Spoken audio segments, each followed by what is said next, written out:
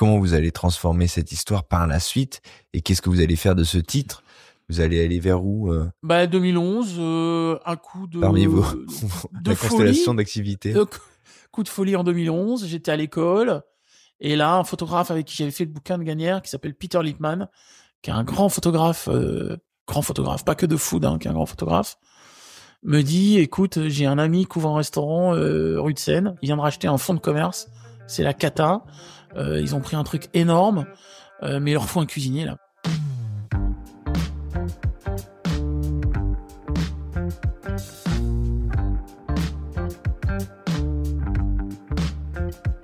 Ils ont 2 restaurants, un qui s'appelle Cozy qui fait des sandwichs et l'autre qui s'appelle La Boissonnerie et qui fait de la bistronomie, petit bistrot comme ça. Qui est juste en face. Qui est juste en face.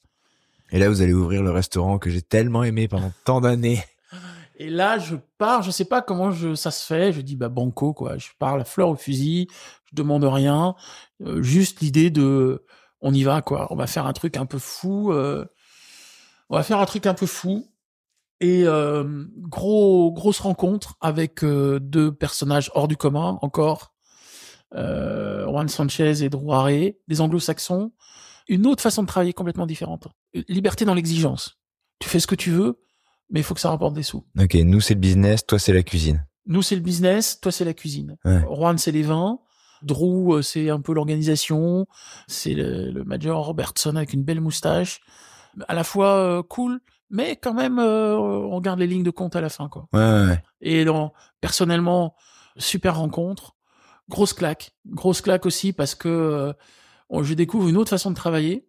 Il faut quand même qu'on dise que ce restaurant s'appelait Sémilla. Le restaurant s'appelait Sémilla, c'est-à-dire la graine. Ouais. En plus, ça correspond bien à ce que c'est pas moi qui choisis le mot, mais c'était bien l'idée de faire éclore les gens en fait.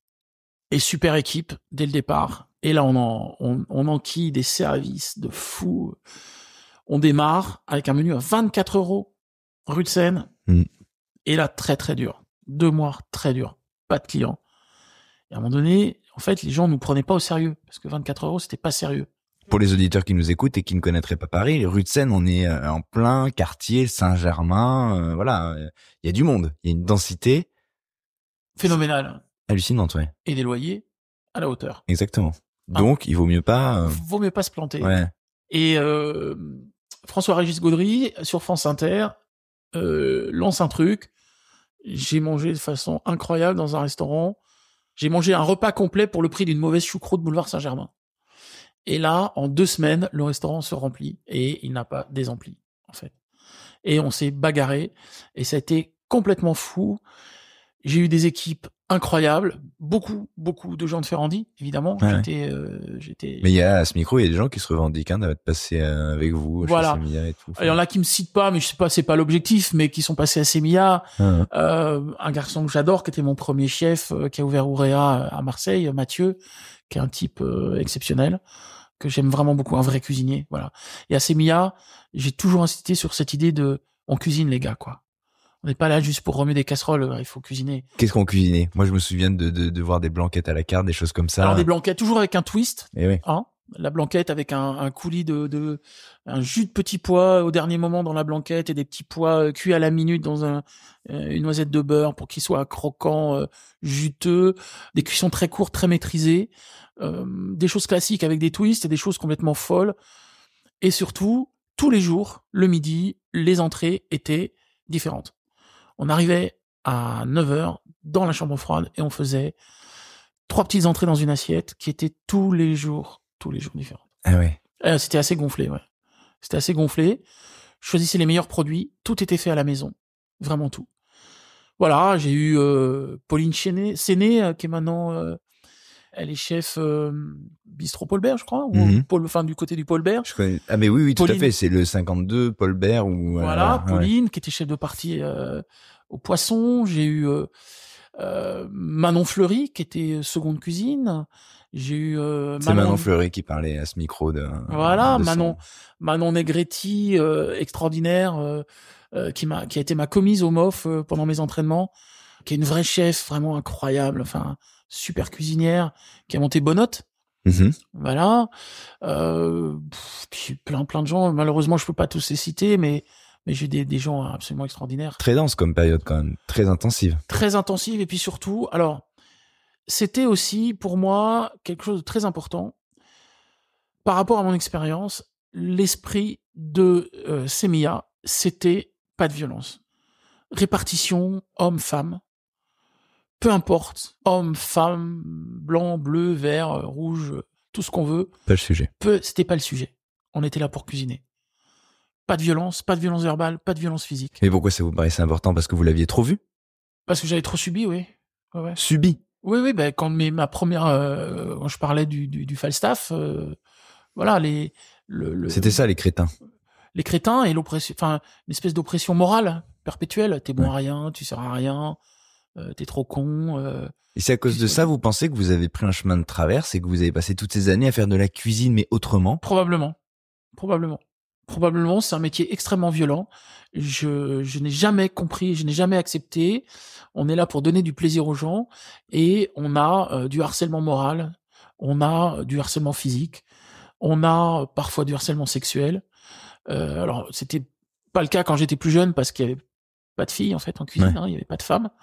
Mais il y avait des comportements souvent déplacés, très souvent déplacés. Un humour qui ne m'allait pas du tout, très souvent sur la sexualité. Voilà, c'est à celui qui est la plus grosse, quoi.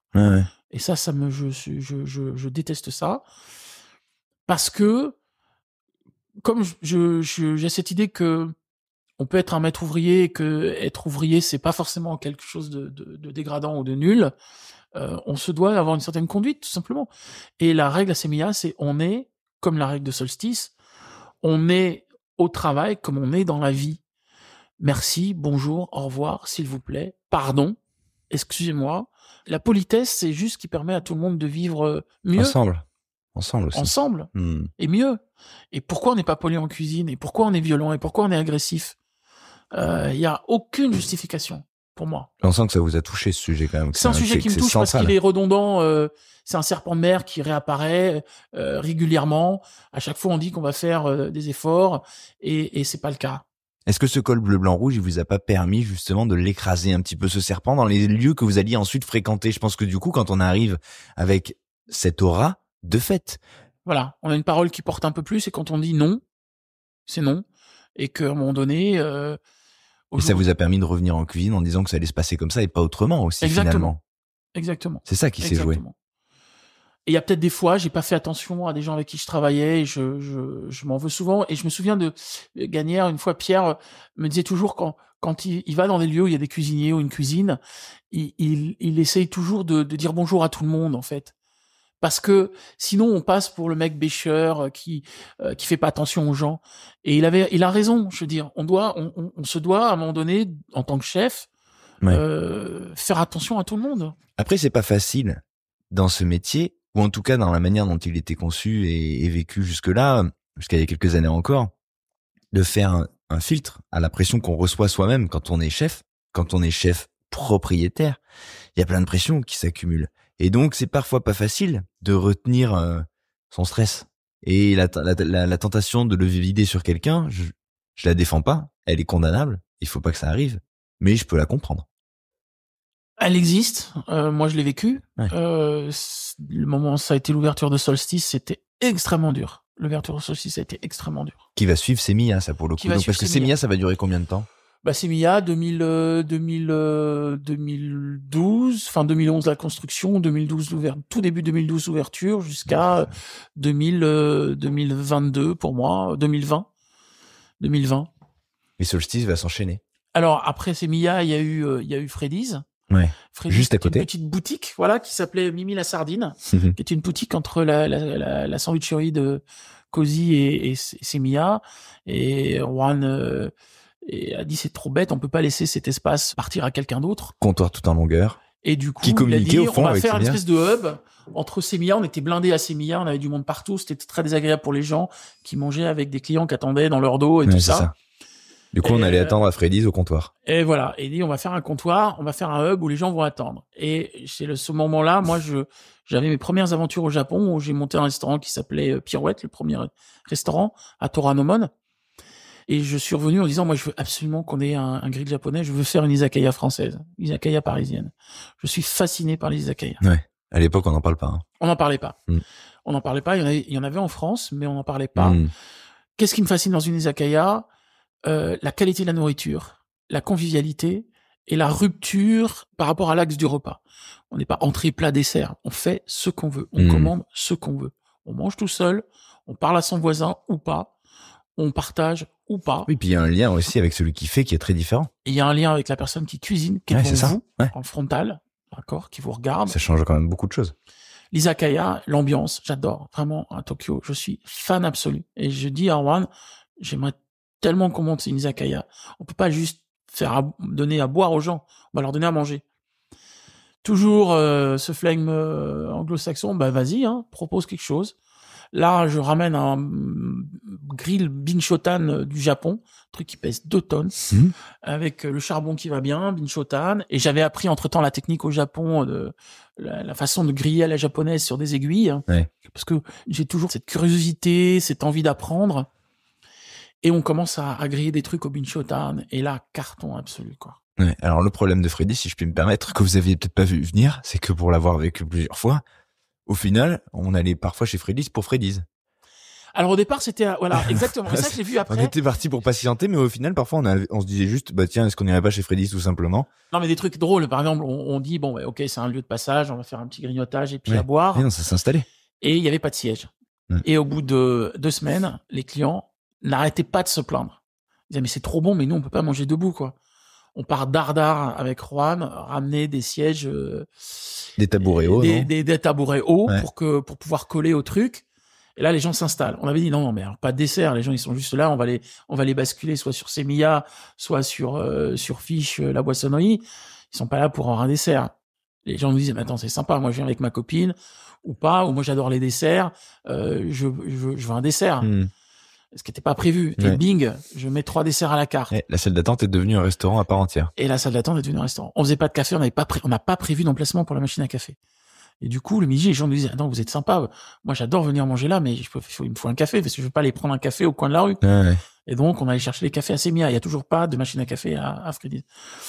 Et c'est devenu un vrai lieu qui a existé. Et c'est ça qui est drôle quand on crée des entreprises, c'est qu'en fait, il y a toujours un moment donné où elles vous échappent. Un peu comme des enfants. Quand ça marche.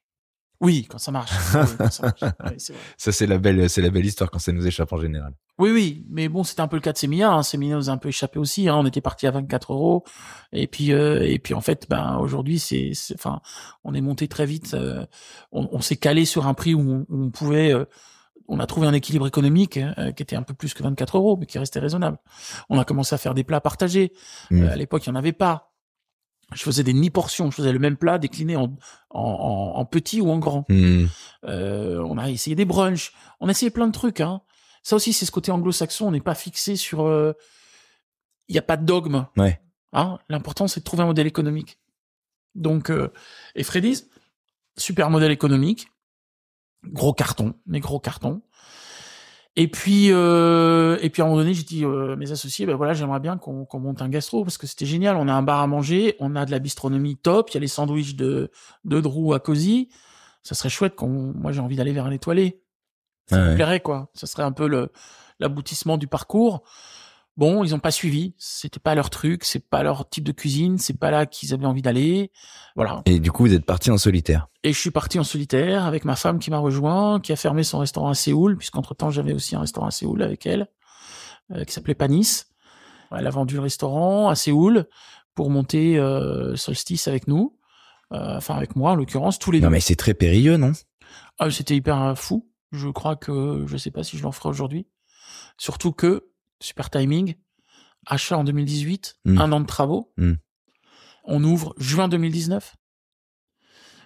On a l'étoile Michelin 6 mois après, joli tour de force, en janvier 2020, et on ferme en mars.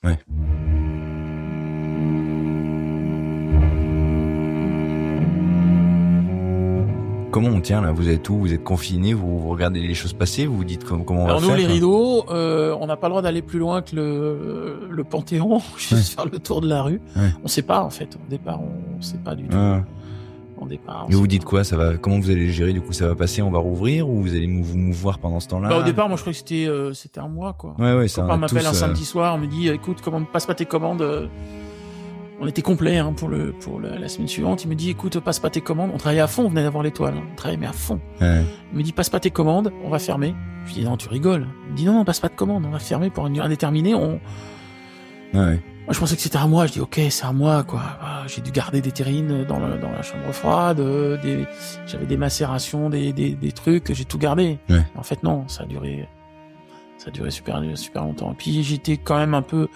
J'ai fait un burn-out en novembre-décembre 2019. Ouais. Ah ouais. Parce que vous aviez trop investi. Trop investi, trop de pression, pas bonne rencontre avec quelqu'un dans mon équipe de l'époque qui m'a détruit. Enfin, quelqu'un avec qui j'avais travaillé, en qui j'avais entièrement confiance et qui... Quand on devient patron, d'un coup, on nous passe dans l'autre camp, en fait. À Semia Freddy, j'étais associé, mais il n'y avait pas réellement de patron. Ouais. Et là, du jour où on devient patron, malheureusement, dans l'esprit des Français, on passe dans le camp adverse. Ce qui n'est pas le cas. Enfin, c'est des petites entreprises. Alors, je suis pas pour le paternalisme non plus, qu'on soit bien d'accord. Aujourd'hui, c'est de trouver un modèle économique où tout le monde puisse vivre. Je roule pas sur l'or. Solstice me permet pas de faire fortune, mais j'essaye de payer décemment les gens avec qui je travaille et qu'ils aient des bonnes conditions de travail. Et tout ça, ça nécessite un niveau de prix, et on s'en met pas plein les poches, quoi. Et ouais, on en parlait en off avant de démarrer cet épisode. On en parlait en off avant de démarrer. Les années où on bossait 60 heures par semaine, les débuts de Semilla, par exemple, on était des fous, on était vraiment des fous. Il y avait la passion, on était animés par la passion, mais c'était dévorant, quoi. Ouais. Le Covid a remis un peu les pendules à l'heure. Aujourd'hui, l'objectif, il est multiple. D'abord, se dire qu'un restaurant, c'est un commerce. Nous sommes des commerçants. Un commerçant qui ne gagne pas sa vie, il ferme. Voilà, il disparaît. Donc, première équation à résoudre, l'équation économique. Économique. Ouais. Première équation à résoudre. Deuxième équation, on travaille pas tout seul. On a des équipes, des employés, appelons les choses par leur nom. Ces gens-là vous suivent, mais ils ont leur propre logique, leur propre intérêt. On se doit de les respecter physiquement. Déjà, ça, pour moi, c'est la base. Et ensuite, leur donner une certaine forme de qualité de vie. Quand on a des gens équilibrés au travail, c'est beaucoup plus intéressant, beaucoup plus agréable pour tout le monde. Oui, ça pousse tout le monde vers l'eau et ça aide aussi l'adresse. Ça aide tout le monde. Ouais. Déjà, ça fait une société plus équilibrée avec des gens plus équilibrés. Donc, les payer décemment, respecter les horaires aussi. Donc, on a fermé Solstice 3 jours. Dimanche, lundi, mardi, et reviennent mercredi à 14h30. En tant que chef d'entreprise, j'ai un outil de travail qui travaille la moitié de son temps. Si je fonctionne d'un point de vue purement capitalistique. Ouais, bien sûr, ouais. En tant qu'humain, j'ai 3 jours pour faire autre chose. M'occuper de mes enfants, de ma femme, voyager, aller voir des vignerons, aller voir des fournisseurs, des gens qui travaillent sur le terrain, et envisager autre chose. Voilà. Après, mais ça, c'est mon problème. C'est ma passion. Ça n'a pas à infuser sur les gens qui travaillent avec moi. Et de même que je vais pas investiguer ce qu'ils font de leurs 3 jours de congé. Ouais, en tout cas, ils ont 3 jours de liberté comme vous. Pour trouver leur équilibre. Mais il a fallu trouver un modèle économique. Et ça, c'est vraiment une équation compliquée à résoudre. Mais alors quoi, c'est à part le prix du menu, je veux dire. Je pense qu'aujourd'hui, si j'avais pas une carrière comme la mienne, si j'avais pas fait autant d'expérience, ça aurait été très très très compliqué. Ouais, entrepreneurial, vous voulez dire dans la fibre entrepreneuriale, ouais. Absolument. Et puis j'ai aussi une autre belle rencontre avec un client qui était un client et qui est devenu un ami et qui est aujourd'hui un partenaire avec qui on a des projets communs, qui s'appelle Guillaume et qui lui venait du monde des startups et qui m'a apporté ce côté, cette réflexion sur qu'est-ce que c'est qu'un business en fait. C'est quoi une entreprise, c'est quoi un business, c'est quoi la valeur ajoutée. Parce que en tant que cuisinier, on a beaucoup de mal à se caler sur notre propre valeur. Beaucoup de chefs se dévalorisent. Beaucoup de chefs ont du mal. Ils sont pas capables de voir justement ce qui valent et la force de leur proposition. Et la force de leur proposition, exactement. Et moi le premier. Et Semilla, quand on démarre à 24 €, c'était pas raisonnable. Oui. C'était pas raisonnable. C'est quand même marrant quand on y pense rétrospectivement parce que c'est complètement absurde ce prix. Ce prix est absurde. Par rapport à ce que vous proposiez, quoi. C'est vrai. Mais voilà, et c'est Et vous y typique êtes de allé, ça. quoi. Ah ouais. C'est typique de cette idée que un chef a beaucoup de mal avec la valeur ajoutée de son travail. Mais parce que la culture commerciale et entrepreneuriale est absolument pas développée, alors que c'est le nerf du truc. Absolument. Alors, qu'est-ce qu'ils font dans les écoles? C'est la question qu'on me pose tout le temps. Mais ouais. En fait, dans les écoles, on fait de la théorie. On nous apprend des ratios, on nous apprend des trucs qui finalement sur le terrain servent pas à grand chose. Et puis on a honte de dire que c'est un commerce. Ouais. Hein? Moi, mes grands-parents, je vous disais tout à l'heure, au début, ils étaient commerçants, c'était des restaurateurs, Ouais, mais c'est ok, en fait. descendants de Bougna. Ouais. Mais quand on dit aujourd'hui on est commerçant, c'est moche comme mot. Ouais, c'est c'est vulgaire. un peu honteux, quoi. Ouais. C'est vulgaire. C'est un peu honteux. Je suis Ouais. commerçant. Mais non, nous sommes des commerçants. Ouais. Nous faisons du commerce. Ah oui, ça se termine par une addition, en fait. Hein. Et ça se termine par une addition. Aussi sympathique soit le client, aussi sympathique soit le chef, il y a un acte qui est l'acte d'achat. Et cet acte d'achat, si on n'est pas à la hauteur, si le produit n'est pas à la hauteur, ça ne fonctionne pas. Donc, un équilibre commercial à trouver, c'est très important. Un équilibre humain à trouver, aujourd'hui, c'est une grande, comment dire, valeur. Hein. C'est d'avoir une des équipes. nécessité, même, hein, maintenant. Ouais. Voilà.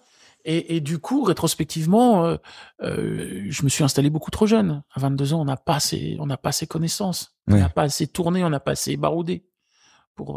Je regrette pas le parcours, hein, c'est pas le problème. Mais vos expériences jeunes, elles vous ont vachement exposé, en fait. Beaucoup. Et vous en avez pris plein la tête à ce moment-là, certainement aussi, quand même. Beaucoup.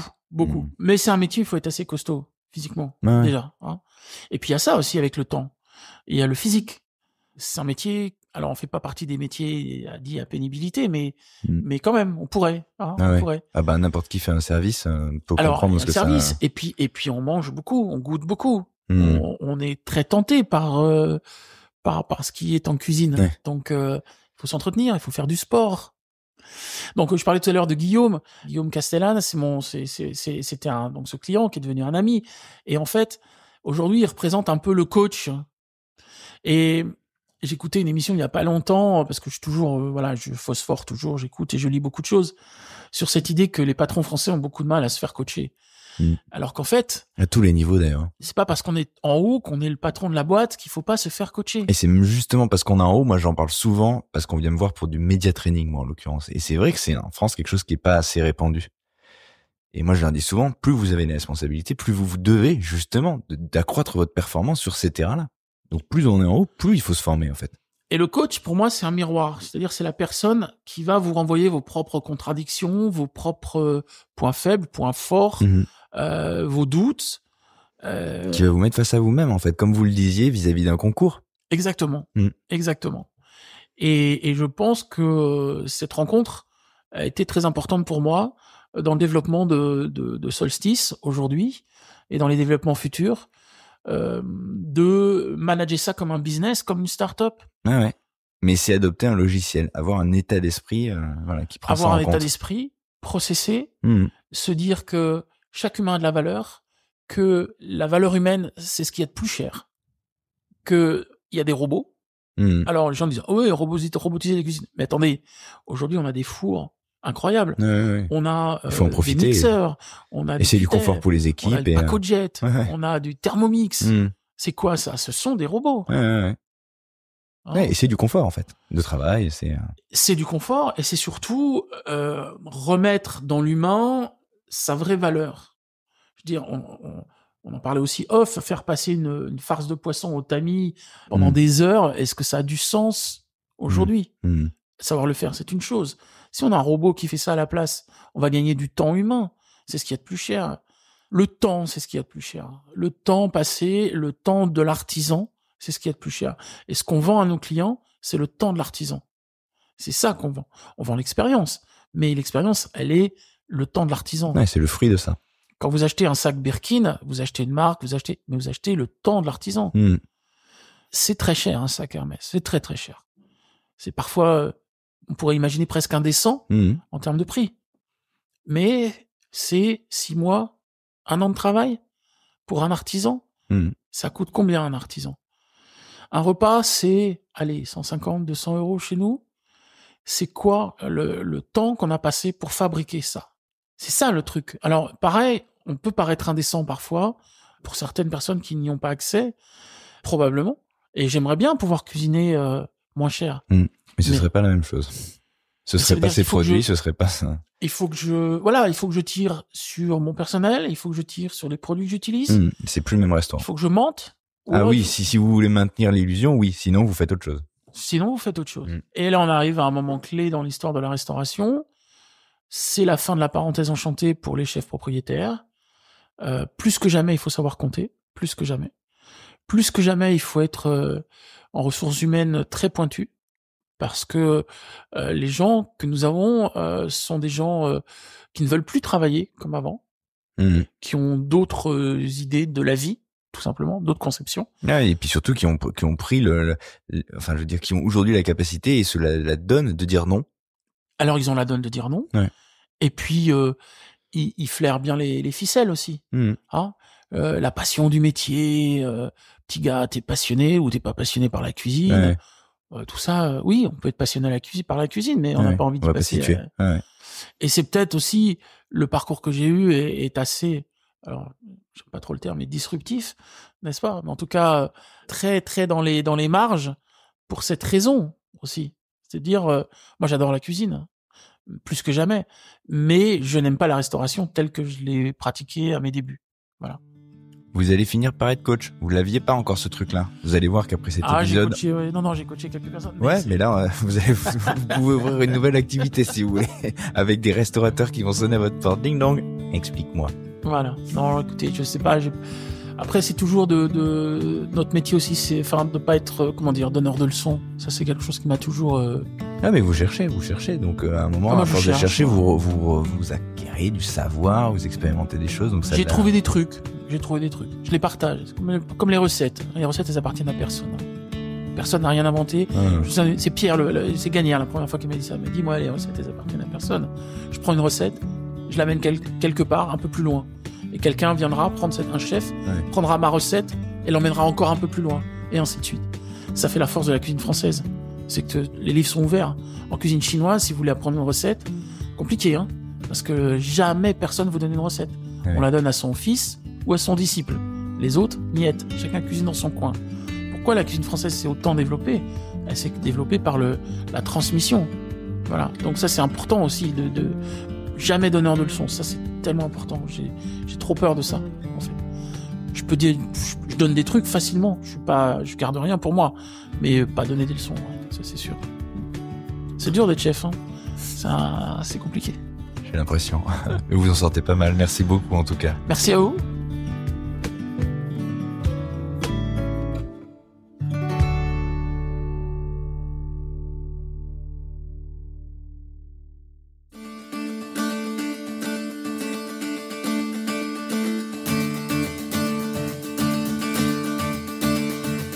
Il y a ainsi dans notre gastronomie des chefs qui, sans faire de bruit, creusent un sillon, installent une cuisine et bâtissent des écoles qui n'en ont pas le nom. Dans leur restaurant aujourd'hui, ils offrent aux clients leur vision. Chez Solstice, comme il le disait en introduction, une cuisine à la colonne française mais traversée par des vents d'Orient, comme un homard qui tutoie le kimchi ou un bœuf façon bulgogi, une empreinte coréenne souvent qui vient teinter l'héritage français donc. Mais Éric Trochon délivre aussi autre chose côté cuisine. De ses voyages comme de toutes ses expériences, au-delà de son savoir-faire, il impose un savoir-être. Et des expériences malheureuses qu'il a traversées, il a nourri l'envie de faire autrement. Alors merci chef d'avoir pris le temps de nous raconter ainsi votre parcours et de partager vos points de vue et un peu de la manière dont vous envisagez la vie de votre restaurant. Au Solstice, le soleil est au plus loin de nous et l'ego ici semble jouer ainsi car le chef est au plus près de ses équipes et de ses clients. Merci chers auditeurs, chères auditrices, j'espère que cet épisode vous a plu. Merci de l'avoir écouté jusqu'au bout. Je vous invite, comme à chaque fois, si vous ne l'avez pas déjà fait, à laisser une note à ce podcast. Pour l'instant, c'est le Graal pour chef 5 étoiles et je vais tout faire pour rester au sommet, donc n'hésitez pas. Mais plus sérieusement, c'est la meilleure manière pour moi de faire connaître mon travail et surtout celui de celles et ceux qui se succèdent depuis des années maintenant à mon micro. Merci de votre fidélité, merci d'être toujours plus nombreux dans la famille à écouter ces face à face chaque lundi, mais aussi notre format Actu, chaud, diffusé chaque mercredi, et Chef d'entreprise, le format dédié à l'entrepreneuriat, chaque vendredi. Je vous souhaite donc une très bonne semaine, j'espère que vous croiserez de belles tables. Je peux que vous encourager d'ailleurs à découvrir, si vous ne l'avez pas déjà fait, la cuisine du chef Éric Trochon. Quant à moi, je vous retrouve ici et dès mercredi. Allez, salut!